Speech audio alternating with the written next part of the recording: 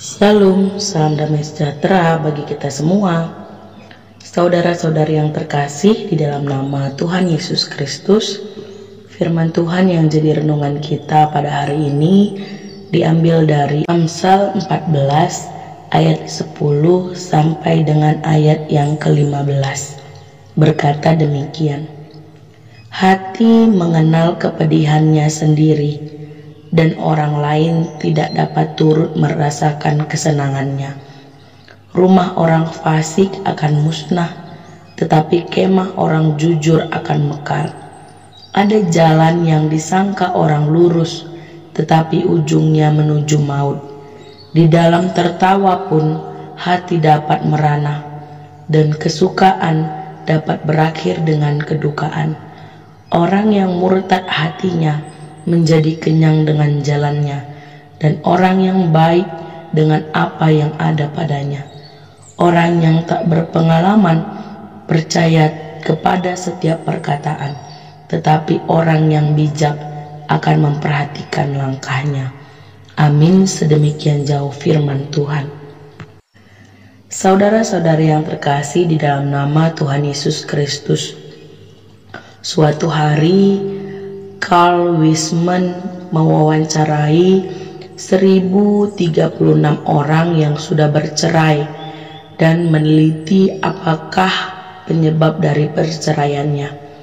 Ternyata ada 80% orang yang menyatakan bahwa sebelum ia menikah sudah muncul keraguan dalam hatinya untuk bisa bertahan hidup bersama pasangannya. Ada yang terasa mengganjal dalam hatinya, namun perasaan itu ditutupi rasa optimis bahwa sesudah menikah semuanya akan berubah.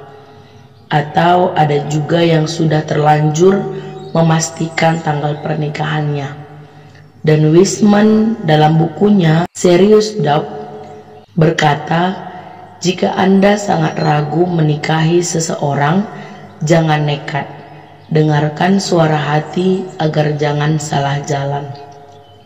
Saudara-saudari yang terkasih di dalam nama Tuhan Yesus Kristus, hati adalah pusat kehidupan batin kita. Hati merupakan tempat diolahnya perasaan dan pikiran yang terdalam. Dari hati muncul penilaian jujur pada diri sendiri. Suara hati membisikkan kepada kita, terutama ketika ada yang tidak beres. Kita bisa saja mengabaikan dan lebih menuruti apa kata orang, namun hati akan merana. Orang bijak tidak akan bertindak berdasarkan apa yang orang bilang. Ia akan berhati-hati dalam melangkah, peka mendengarkan suara hati. Ia tidak akan ceroboh mengambil jalan yang disangka lurus. Ia tidak akan menjalaninya sebelum ia yakin bahwa jalan itu benar-benar lurus.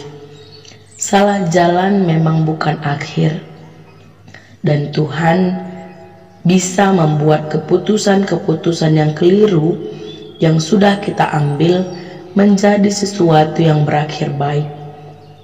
Dengan pertolongan Tuhan, kita bisa kembali menempuh jalan yang benar. Namun prosesnya pasti akan menghabiskan banyak waktu, terlebih-lebih tenaga.